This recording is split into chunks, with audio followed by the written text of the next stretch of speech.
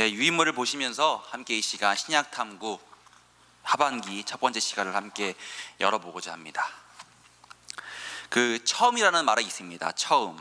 근데 이 처음이라는 말은요, 그 뒤에 붙는 모든 단어들을 힘들게 합니다. 예를 들어서 첫사랑 힘들죠. 첫 연애, 첫 아이, 첫 사역, 첫 설교, 쉬운 게 하나도 없습니다. 들으시는 것처럼 처음 하는 그 모든 것들은 그 시작이 긴장하게 되고 때론 부족함을 느끼는 것이 처음이라는 말과 붙는 어떤 모든 것인 것 같습니다. 또 한편으로는 그 처음을 통해서 어떤 사람이나 어떤 일들을 오래도록 추억하게 하고 기억 간직하게 하는 것이 처음이라는 단어의 또 매력일 것입니다. 오늘 이 시간의 주인공인 바울도 그러합니다. 이 바울이 사울인 시절이 있습니다. 근데 이 사울인 시절에 그가 한 행동은 아니지만 그의 이름이 말씀에 처음 등장하는 때가 있는데, 그것이 무엇이냐면은 교회 역사에 있어서 가장 처음 기록된 순교자, 즉 스데반의 죽음에 그의 이름이 처음 등장합니다. 즉 사도행전은 바울에게 있어서 그 영광의 기록이기도 하지만 때로는 바울에게 부끄러운 기록이기도 합니다. 사도행전 8장 1절을 제가 읽겠습니다. 사울은 그가 죽임당함을 마땅히 여기더라. 8장 1절입니다. 이것을 또 이렇게 표현합니다. 사울은 스데반을 죽이는 것을 찬성하였다. 그러니까 초대교회 최초의 순교자를 기록하면서 그 순교를 일으킨 사람 중에서 실명이 거론된 그 사람이 누굽니까? 바로 바울, 즉 사울입니다. 자, 그런데 그런 바울이 오늘 본문에서 무엇을 하고 있습니까? 마찬가지로 초대교회에서 공식적으로 파송한 최초의 전도 여행이자 최초의 순회 전도를 지금 바울이 감당하고 있다는 것입니다. 즉 한때는 나쁜 것으로 최초가 되었는데 이제는 그가 예수님을 만나고 예수님을 변화가 된 후부터는 또한 그가 너무나 좋은 일에 최초가 된 사람, 처음 된 사람 바울이 오늘 말씀에 기록이 되고 있는 것입니다. 성경에는 참 극적인 사건과 사람이 많이 등장합니다. 근데 저는 개인적으로 가장 극적인 사람과 사건이 누구냐? 저는 바울을 바라봅니다. 사도행전 9장 1절에 기록이 나와 있듯이 한때는 사울이 그리스도와 또 그리스도를 따르는 모든 사람에 대해서 살기가 등등하며 또 그가 어떻습니까? 그리스도의 글자만 들어도 분노가 치밀어 오르고 그런 사람을 잡아 가두고 교회를 파괴했던 그 사람이 바로 사울입니다. 그런데 시간이 지나서 어떻게 되죠? 변화를 경험한 후에는 그가 오히려 신약 27권 중에서 14권 말씀을 쓰게 되고요, 또한 그 신약 14권 덕분에 지금 우리가 이렇게 예수님의 십자가 부활을 알게 해준 너무나 믿을 수 없는 사건과 사람이 바로 바울이라는 것입니다. 살면서 정말 저 사람은 안 돼, 포기했어라는 사람이 혹시 있으십니까? 혹은 정말 이번 일은 정말 힘들어라는 그런 사건이 있으십니까? 그런데 말씀을 통해 깨달을 수 있는 것은 무엇입니까? 사울이 바울이 되었습니다. 다시 말해서 예수님께서 그 사람과 그 환경을 변화시켜 주신다면 된다는 거죠. 더 나아가서 내가 그 사람과 그 환경 가운데 예수님을 증거하는 도구로 쓰임받게 해달라고 기도하기 소망합니다. 즉 예수님께서 그 사울을 바울로 만드시고 그 복음의 불모지를 그 이방 지역의 교회를 세우신 것처럼 또한 나를 통해서 때론 그 사람과 그 환경 가운데 예수님을 증거함으로써 또 그 사람이 변화가 되고 그 환경이 변화가 되어지는 그러한 은혜를 소망하는 또 이 시간 되기를 간절히 소망하겠습니다. 이 자리에 있는 우리 모두의 삶 가운데도 그러한 변화의 은혜가 풍성하기를 체험하기 소망합니다. 이제 변화된 바울이 쓰임받고 있습니다. 오늘 이제 시작하는 이 신약 특강은요, 바울의 1차 전도 여행입니다. 그리고 이 1차 전도 여행의 부분은 사도행전 13, 14, 15장 3장에 기록된 것이 바울의 1차 전도 여행입니다. 자, 그런데 이 전도 여행을 가능하게 된 사건이 하나 있습니다. 그것이 바로 11장 25, 26절인데 한번 같이 읽어보겠습니다. 11장 25, 26절을 같이 읽습니다. 11장 25, 26절 읽습니다. 시작. 바나바가 사울을 찾으러 다소에 가서 만남에 안디옥에 데리고 와서 둘이 교회에 1년간 모여있어 큰 무리를 가르쳤고 제자들이 안디옥에서 비로소 그리스도인이라 일컬음을 받게 되었더라. 아멘. 예루살렘 교회가 바나바라고 하는 그리스도인을 이방인 지역인 안디옥 교회로 파송하였습니다. 그것은 앞서 19절에 그 스데바나 일 때문에 일어난, 즉 환란으로 말미암아 흩어진 많은 사람들이 각 이방 지역 가운데 살게 되면서 처음에는 그 이방 지역의 유대인들에게 말씀을 전하다가 이제 그 복음이 유대인을 넘어서 이방인에게도 증거됩니다. 그러다 보니까 전문 사역자가 필요하여서 바나바가 그 안디옥 지역으로 파송된 것이죠. 근데 이 바나바가 어떤 사람이냐? 바나바는 이런 사람입니다. 24절 말씀에 바나바는 착한 사람이요 성령과 믿음이 충만한 사람이라 라고 고백합니다. 근데 그런 바나바가 이 유물 뒤에 지도를 보시면은요, 다소에 있는 바울에게 가서 그 바울을 스카우트 해가지고 안디옥에 함께 사역을 하게 됩니다. 그리고 그 바울과 함께 1년간 사역을 하게 되는데 그 사역의 결과가 무엇입니까? 이렇게 말합니다. 안디옥에서 비로소 그리스도인이라 일컬음을 받게 되었더라. 이 부분을 여러 주석에 보았더니 이 두 가지 의미가 있습니다. 하나는 긍정의 의미입니다. 긍정의 의미. 만약에 그리스도인이라는 것이 비아냥거리는 부정의 의미였다면은 이 아마 안디옥 그리스도인들은 안디옥에 살지 못할 것입니다. 오히려 쫓겨났겠죠. 그러나 오히려 반대로 예수님의 그 말씀을 안디옥에서 너무나 잘 감당했기 때문에 그 안디옥에서 그 안디옥에 있는 믿는 사람들이 빛과 소금 되어서 쓰임 받았기 때문에 사람들이 물어본 거죠. 도대체 이 사람들은 누구냐? 이 사람들은 예수 그리스도를 따르는 그리스도인이라는 용어가 생겨나게 된 것입니다. 두 번째로 이 사람은 어떻습니까? 이 사람들이 그리스도를 말하고 그리스도를 행동하고 그리스도를 닮아가기 때문에 이 사람들을 그리스도인이라고 칭호가 붙여진 것이죠. 결국 선하고 성령과 믿음이 충만한 사람이 안디옥 교회에서 1년간 가르치게 되니까 그 가르침을 받고 따르는 모든 무리 역시도 그리스도나 칭함을 받는 것이고, 그러한 안디옥 교회가 오늘 말씀처럼 이 이방 지역의 선교사를 파송할 수 있는 것입니다. 요약하자면은 복음으로 충만한 일꾼이 또한 복음으로 성도들을 훈련시키고 양육하니까 그 교회의 모든 사람들이 복음으로 충만하여지고, 그 충만한 복음을 또 이제는 이방 지역에 증거하는 사명을 감당하게 되었다는 것입니다. 만약에 한 교회의 어떤 일꾼이 복음으로 충만하지 못하면은요, 그 교회와 그곳에 있는 사람들은요 동일하게 복음으로 충만하지 못하게 됩니다. 이것이 복음의 부익부 빈익빈입니다. 그 자연의 원리처럼 이런 게 있죠. 상류의 물이 깨끗하고 풍성해야 그 하류도 물이 풍성하고 깨끗하지 않습니까? 동일하게 복음 역시도 전하는 사람이 먼저 믿음과 성령으로 충만해야만 그 공동체 가운데 복음의 부익부가 될 수 있다는 것입니다. 그래서 더욱더 우리가 함께 기도해야 됩니다. 우리 대성교회 담임 목사님과 모든 교육자들과 또 모든 중직자 일꾼들이 더욱더 오늘 말씀처럼 성령이 충만하고 믿음이 충만해야 또 그 충만이 흘러넘치도록, 그것이 바로 교회가 교회되고 예배가 예배되어 주님 보시기에 그 교회가, 우리 교회가 귀하고 복되게 쓰임받는 방편임을 오늘 말씀은 또 말하고 있다는 것입니다. 가르치는 바나바가 성령이 충만하니까 그 몸이 충만하게 되고 그 충만한 그 은혜를 가지고 이제 밖으로 증거할 수 있다는 것이죠. 그것이 바로 복음의 부익부라는 것입니다. 이제 그들은 이제 또 파송을 받아서 1차 전도여행을 떠나게 됩니다. 또 바울과 바나바를 비롯해서 마가라 불리는 요한과 함께 길을 떠나고 있습니다. 첫 번째는 어디입니까?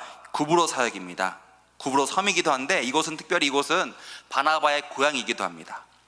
먼저 살라미 지역에서 그들이 그곳에 있는 유대인의 여러 회당의 복음을 증거합니다.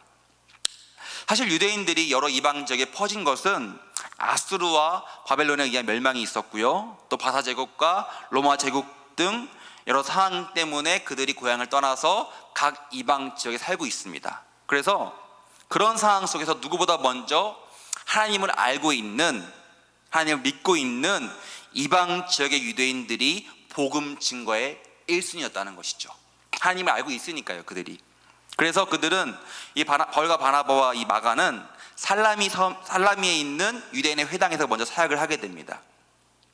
그리고 이동해서 그 구브로 섬의 수도인 바보에 이르러서는 총독에게까지 복음을 전하게 됩니다. 자, 그런데 중요한 것은 2장 23장에서 사울의 이름이 이제는 바울로 변화가 됩니다.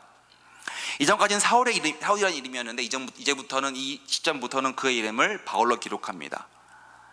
한때는 이런 해석이 있었습니다. 사울의 뜻은 큰 자, 바울의 뜻은 작은 자라는 해석이 있었습니다. 그래서 사울이 자기가 이제 안 믿었을 때는 큰 자로서 교만했다면은 이제는 내가 예수님 믿는 변화가 되었으니 내가 이제 작은 자로서 나의 이름을 바울로 바꿨다라는 해석이 있었는데, 지금은 좀 바뀌어서 더 정확한 해석이 무엇이냐?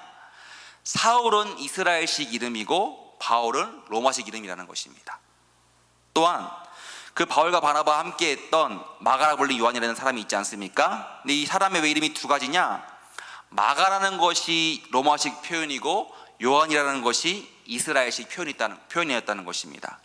그래서 마가라 불리는 요한이라는 말을 같이 표기했다는 것이죠. 예를 들어서 제가 이제 외국인에게 복음을 증거하는데, 제가 복음을 증거하고 나는 그리스도인 김세훈이다 라고 말하면은 그 외국인은 어떨까요? 제 이름을 발음하기 쉽지 않을 겁니다. 근데 만약에 제가 그 사람한테 복음을 증거하고 내 이름은 조셉 김이다, 내 이름은 피터 김이다 라고 하면 어떨까요? 더 그들이 제 이름을 부르기에, 기억하기에 편하고 효과적일 것이죠. 케냐에 계신 선교사님도, 이상도 선교사님도 이름을 바꿔주셨습니다. 다들 아시겠지만 그분이 사역하는 이름은 상석 리가 아니라 조슈아 리입니다. 조슈아 리, 여호수아 리라고 이제 이름을 더 부르기 쉽게 하는 거죠. 이렇게 그리스도의 복음을 이방인에게 확장이 되면서 사울도 자신을 이 바울이라는 이방식으로 바꾸었다는 해석이 요즘에 이제 주를 이루고 있습니다. 그렇게 이제 그가 이제 본격적으로 이제 복음이 유대인뿐만 아니라 이방인에까지 전파가 된 것이죠. 이제 구브로 지역 사역을 마치고 그들이 배를 타고 버가에 이르게 됩니다. 그런데 문제가 생깁니다. 이 버가에서는 안으로 들어가야 되는데 이 들어가는 산길이 험하고 또 그 당시에 강도들이 많아서 나이가 어리고 아직 완전치 않은 이 마가가 시험이 들어서 그만 집으로 돌아가게 됩니다. 또한 이때 사건 때문에 나중에 바울과 바나바가 헤어지는 사건이 바로 이 마가가 포기하는 그 사건이 되기도 하죠.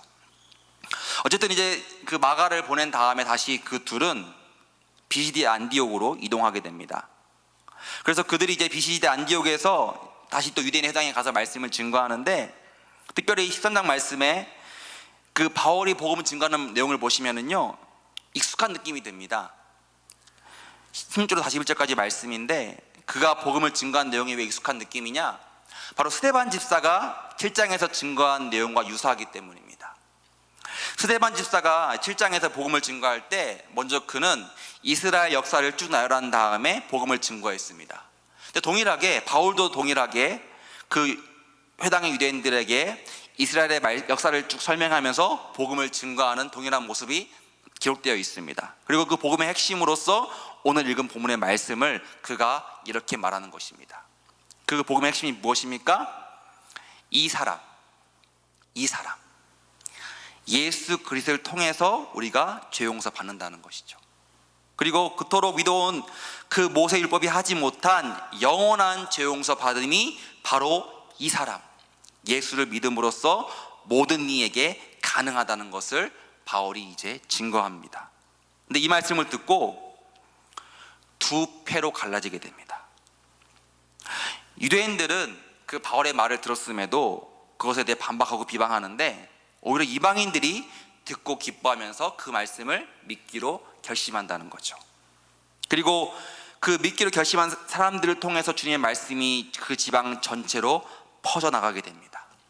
이렇게 동일한 말씀을 들었음에도, 복음을 들었음에도 여전히 유대주의와 우월주의에 있는 유대인들은 바울을 시기하고 질투해서 박해하지만, 반대로 그 복음의 마음이 열린 사람인 그 이방인들은 복음으로 기뻐하고 하나님을 찬송함으로써 두루두루 그것을 전파하고 있음을 또 안디옥은 사람들은 말하고 있는 것입니다.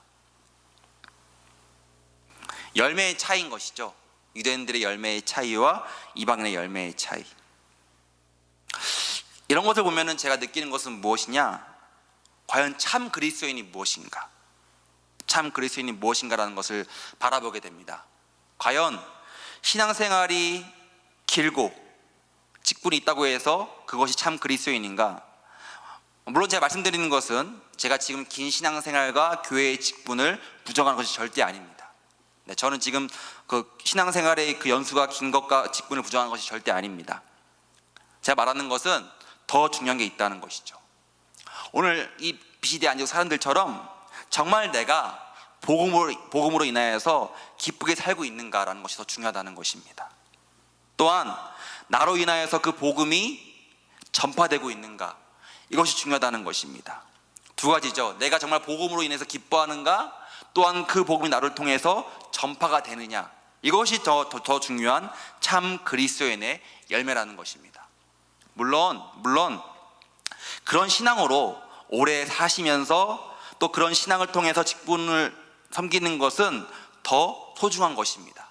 또한 그것이 하나님이 기뻐하시는 신앙의 연수와 직분이 되는 것입니다. 앞에는 저도 목회자지만 제가 만약에 입술로만 말하기만 하고 제 삶에서는 기쁨이 없다면 그것이 참 목회자가 될 수 없다는 것이죠. 자, 입술로 말하기만 하고 내 삶에 기쁨이 없고 열매가 없다면 그것은 참 목회자가 아니라고 말할 수가 있습니다. 바라기는 우리 모두는 이 비시디아 안디옥의 유대인이 아닌 이방인들처럼 그 복음의 열매를, 내가 복음으로 인해 내가 더욱 기뻐하며 또 그 복음이 내 지역으로 주변으로 전파가 되어지는 그런 열매를 풍성히 맺는 우리가 될 간절히 소망하겠습니다. 근데 그 열매가 또 무엇이냐? 52절입니다. 함께 또 한번 읽어보겠습니다. 52절 읽겠습니다. 13장 52절 시작. 제자들은 기쁨과 성령이 충만하니라. 여기 나온 제자들은 그 비시디아 안디옥에서 믿기로 결심한 사람들입니다. 근데 이 사람들이 어떻게 하고 있습니까? 그 복음이 내 안에 들어오니까 기쁨과 성령이 충만한 것이죠. 즉 바울과 바나바가 뿌린 대로 거둔 것입니다. 충만한 사람이 충만한 것을 전하니까 받는 사람도 충만하게 되어서 그것을 표현하는 것이 오늘 말씀에 등장하는 복음의 또한 동일한 부익부인 것입니다. 이제 그들은 비시디아 안디옥을 뒤로 하고 이고니온으로 넘어갑니다. 그런데 이곳에도 동일하게 가라지와 같은 유대인들이 있고 알곡과 같은 유대와 헬라 사람으로 나뉘게 됩니다. 또한 이제는 이 바울과 바나바를 괴롭힌 것을 넘어서서 이제 목숨까지 위험하니까 다른 곳으로 떠나는 모습이 또 말씀에 기록이 되어 있습니다. 즉 소나기가 올 때는 피해야 된다는 거죠. 소나기는 아무리 우산을 쓰고 밖에 있어도 쉽지 않습니다. 최소한 어디 건물에 들어가든지 아니면은 비옷과 장화를 신지 않는 이상 소나기는 피해야 됩니다. 즉 이 말씀을 왜 드리냐? 즉 바울과 바나바도 사역을 계속하기 위해서 피할 것은 피하고 그 사역을 이어가는 것임을 오늘 또 말씀은 말하고 있다는 것이죠. 내가 맡긴 사명이 있기 때문에 모든 상황에서 맞서 싸우는 것이 아니라 이 상황은 내가 피해서 다음 사역을 위해 애쓰는 그의 지혜가 오늘 또 이고니온 사역 가운데 기록이 된 것입니다. 그리고 이제 또 그들이 루스드라로 이동합니다. 근데 루스드라 이르러서는 마치 3장에서 즉 베드로와 요한이 날 때부터 걷지 못한 사람을 걷게 한 사건과 동일하게 또한 이 루스드라에서 나면서부터 걷지 못한 사람을 회복케 하는 것이 말씀에 기록이 됩니다. 자, 그런데 베드로와 요한의 사건과 이들의 사건은요 너무나 달랐습니다. 베드로와 요한은요 예루살렘 성전에서 그 일을 행했기 때문에 그 성전의 사람들이 하나님의 일로 인식을 합니다. 그런데 이 루스드라 사건은 어떻습니까? 정반대로 이방 사람들이 이방 종교 지식으로 그것을 해석해 버립니다. 그러니까 이방 사람들이 보기에는 바울과 바나바가 한 일들이 하나님이 하신 것이 아니라 그들이 알고 있는 이방 신이 한 것으로서 이해를 한 것이죠. 그래서 바나바를 제우스라 말하고 바울을 헤르메스라 말하는 오판을 하고 맙니다. 그래서 바울과 바나바가 어떻게 합니까? 자기들의 어떤 이방 신임을 부인하면서 다시 주님을 증거하는 것이 이 문화의 차이임을 또 말씀은 증거하고 있습니다. 근데 또 중요한 것은 그뿐 아니라 이 비시디아 안디옥과 이고니온에서 먼 길을 따라와서 바울을 돌로 치는 박해와 어려움을 경험하게 됩니다. 그러나 어떤 고난도 그 사명을 막을 수 없음을 오늘 또 말씀은 말하고 있습니다. 이 바울이 어떻게 했냐면은 돌을 맞은 그 다음날 더베로 떠납니다. 우리가 보통 어떤 심한 사고를 당하거나 어떤 충격을 받으면 어떻죠? 일단 쉬어야 되고 치료를 해야 됩니다. 근데 바울은 그러한 고통을 뒤로하고 바로 그 다음날 다시 더베로 떠나는 것이 또 기록이 되어 있습니다. 왜 그렇죠? 오직 주를 위해 그 길을 걷고 있습니다. 이때 바울이 어떤 마음이 들었을까요? 돌로 맞고 온몸이 아픈 그 상태에서 다음날 떠나는데 바울이 어떠했을까? 어떤 마음을 가지고 있었을까요? 저는 개인적으로 이렇게 생각합니다. 나도 그랬었지. 나도 예전에는 내가 사울일 때 이보다 더 심하게 그리스도인을 박해했지라는 그런 감정이 들었을 것 같습니다. 그러나 이제는 내가 기쁨의 이사를 감당하겠다는 또 그런 마음으로서 이동하지 않았는가 생각을 해보곤 합니다. 또한 더베에서 어떻습니까? 많은 사람을 제자로 삼는 것이 말씀에 기록이 됩니다. 자, 이제 모든 사역을 마치고 마무리해야 되는데, 이 지도를 보시면 아시겠지만 더베에서 안디옥은 가깝습니다. 그렇죠? 만약에 제가 바울이었다면 이렇게 할 것 같습니다. 더베에서 안디옥으로 가든지 혹은 다소로, 고향인 다소로 가서 휴식을 취할 것 같습니다. 근데 오히려 반대로 바울은 왔던 길을 돌아가고 있습니다. 즉 자신에게 그렇게 모진 말과 행동을 했던 그 모든 지역을 다시 확인하면서 안디옥으로 돌아가는 것이 바울의 1차 전도여행입니다. 왜 그럴까요? 다시 방문해서 각 지역에 세워진 그 모임을 점검하고 그들의 믿음을 굳게 해서 그들이 또한 흔들리지 않게 하기 위해서 바울은 왔던 길로 되돌아오고 있는 것입니다. 지금처럼 어떤 연락이나 통신이 원활하지 않기 때문에 바울과 바나바는 그 상황에서 그 복음 전파를 위한 최선을 다한 것이죠. 그냥 안디옥으로 돌아가거나 다소로 가서 내가 쉬는 그런 것이 아니라 이 복음을 위해서 다시 재점검할 수 있는 그런 방편을 마련하기 위해서 바울과 바나바는 다시 왔던 길을 되돌아가면서 그 모든 위험을 감수한 것입니다. 오직 복음을 위해서 최선을 다한 것이죠. 동일하게 마찬가지로 우리도 내 역할과 상황 속에서 복음을 위해서 최선을 다하는 것이 오늘 바울이 보여주는 행동일 것입니다.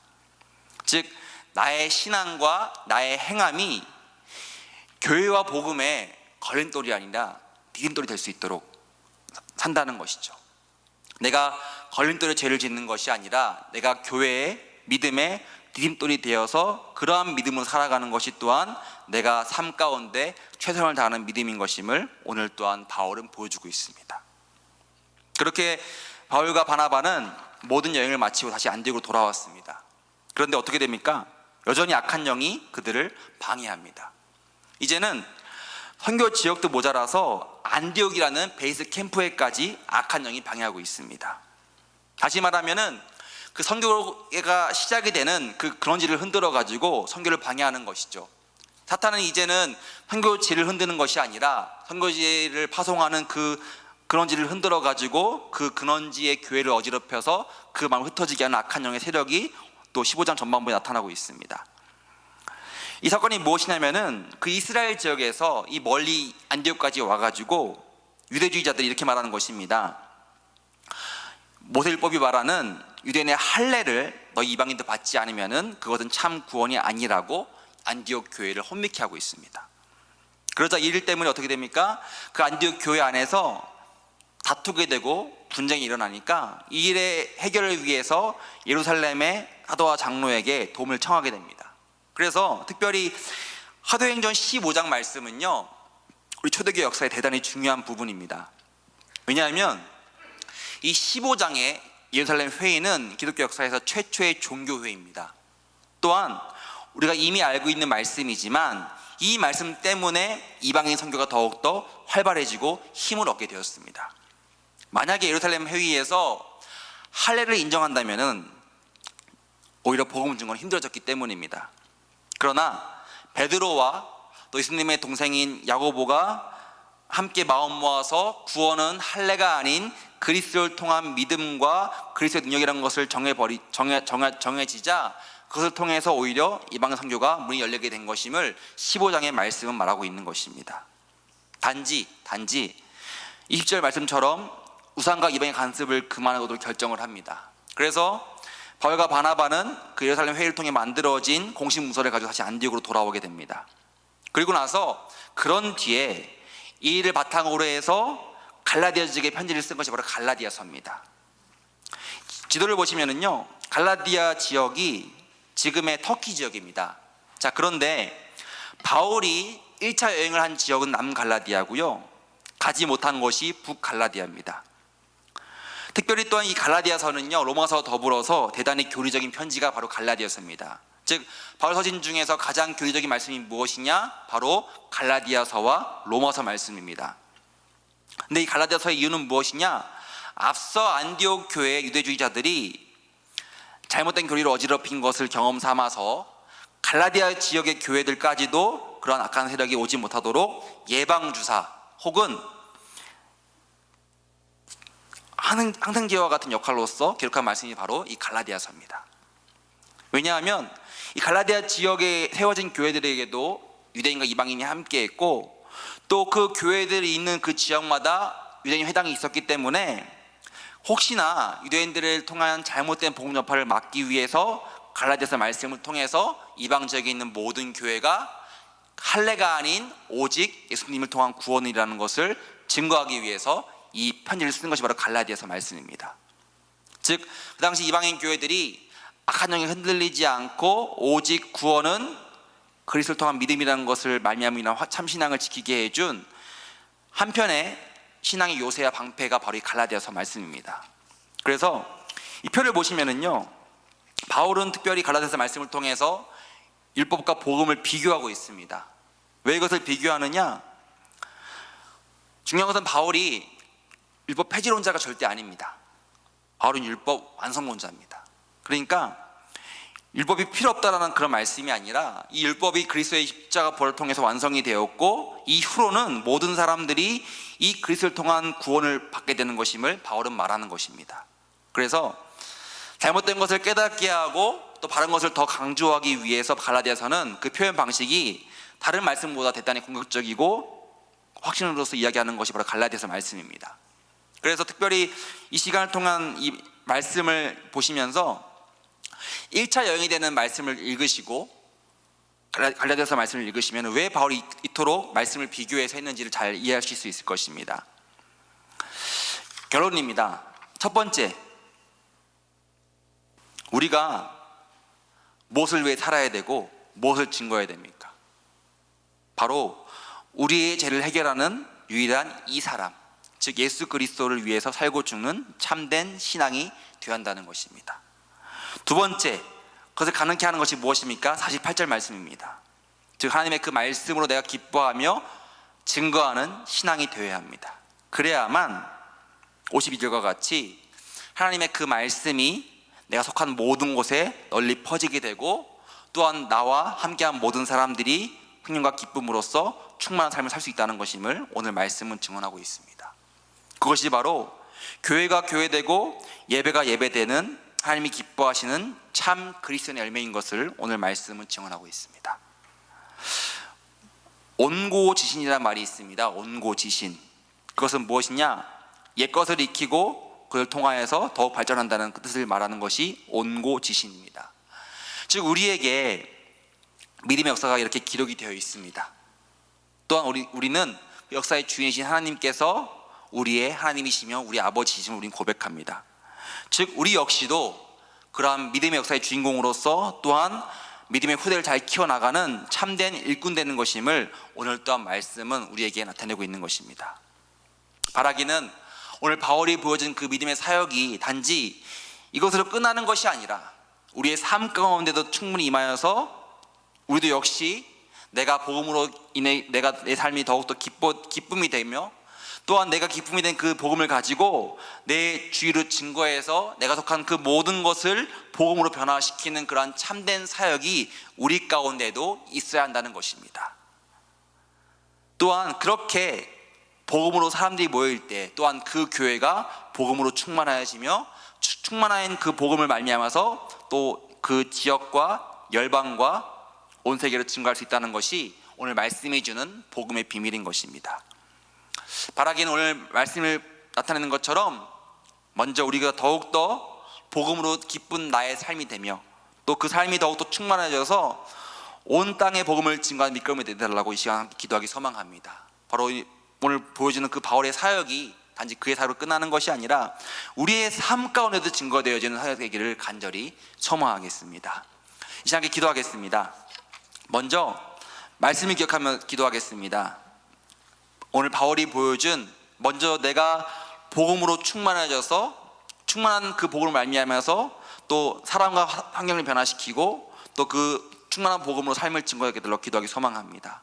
더욱더 우리 대성교회가 동일하게 속한 모든 사람들이 동일하게 충만한 복음을 통해서 또 복음 중에 도구되기 소망합니다. 다 같이 이 시간 마음 모아 기도하겠습니다. 하나님 아버지 감사합니다.